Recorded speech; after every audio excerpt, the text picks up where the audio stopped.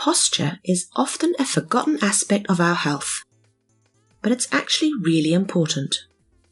People who have bad posture usually end up with neck pain or headaches, and people with neck pain often have breathing problems.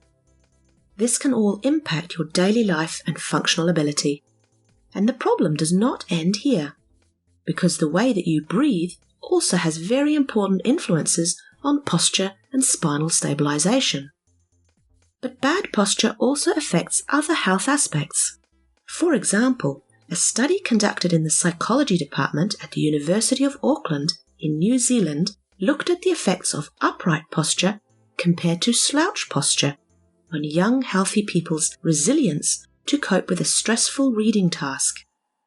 The study results clearly showed that when these people were held in an upright, good posture, they could cope with the stressful task much better than if they were held in a slouch position during the same task. In addition to this, the scientists found that good upright posture also resulted in the participants displaying a feeling of higher self-esteem, better mood, and lower fear compared to the slumped posture situation. Yes, you heard that correctly. Good upright posture is not only good for healthy breathing, but it can also make you more self-confident, feel better mood-wise, and reduce your feelings of fear, and help you be more resilient when dealing with a stressful situation. Forward head posture is particularly bad. You want your head resting nicely and directly on top of your spine. You don't want your head out in front of your spine. A normal-sized head weighs about 3 kilos or 6.5 pounds. This is about as heavy as a bowling ball. Your spine is designed to hold that up without any problems at all. But if it's hanging forward, then there's a 3-kilo weight hanging off your muscles, ligaments, and connective tissues at the back of your neck. This is not a good thing for your spine and increases the burden, the strain, and the stress that your spine has to cope with. What is quite concerning is that the number of people who are showing up with forward head posture is increasing dramatically.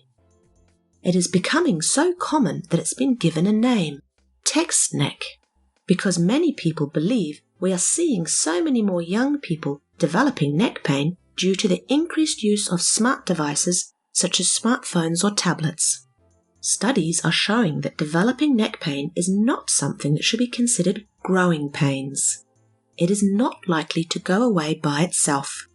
We know that kids who develop spinal dysfunction to the point of them having spinal pain in teenage years, they go on to become adults with spinal pain problems.